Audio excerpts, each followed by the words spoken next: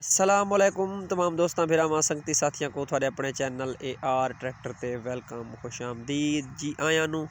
तो अज अपने दोस्तों वास्ते एक नायाब तोहफा गिन के आए हैं माशाल्लाह। बहुत ज़बरदस्त tractor fiat 640 model 2004 condition wise बड़ा ज़बरदस्त ट्रैक्टर A to Z किल काबले दा ओके ट्रैक्टर है तो जेनवन कंडीशन मौजूद है। बाकी पिछले टायरों की हालत देख सकते हैं, बिल्कुल पिछले टायर जी को बिल्कुल जीरो चढ़े खड़ोते हैं। बाकी अगले टायर भी तो अच्छी कंडीशन मिलते पे।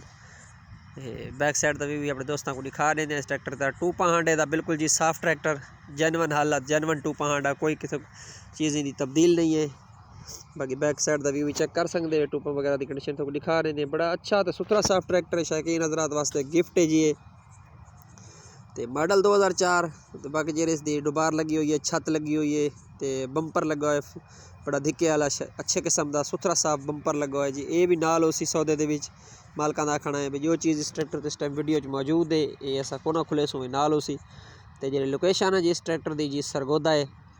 तो जी इसकी डिमांड है मालिक इस टाइम जी 20 लाख रुपया डिमांड करेंगे पैन तो मौके पर जरा जायज़ प्यार मुहब्बत हो सी तो वो तो ज़रूर किया वैसी।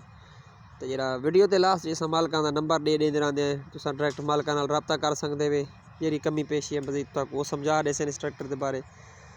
तो अगर सारा मशवरा मनसो तो बड़ा अच्छा ट्रैक्टर है, सुथरा साफ ट्रैक्टर है। डायरैक्ट मालकां का नंबर दे देंदे रहंदे, सारी कोई कमीशन वगैरह वाला खाता नहीं होता। तो बाकी तमाम व्यूअर्स की रिक्वेस्ट होती है कि मेहरबानी करके सारे चैनल को नवे आने वाले व्यूअर जरूर सबसक्राइब करे सो, वीडियो को लाइक करे सो, अच्छे कमेंट्स करे सो। अस कोशिश करें अच्छे ट्रैक्टरों के वीडियो गिन के अपने दोस्तों की खिदमत पेश करूँ। तो इंशाल्लाह जल्द एक नवे ट्रैक्टर का रिव्यू गिन के हाजिर हो सूँ। उस टाइम तक इजाज़त गिन सूँ। अल्लाह हाफिज़ फ़ी अमान अल्लाह रब रखा।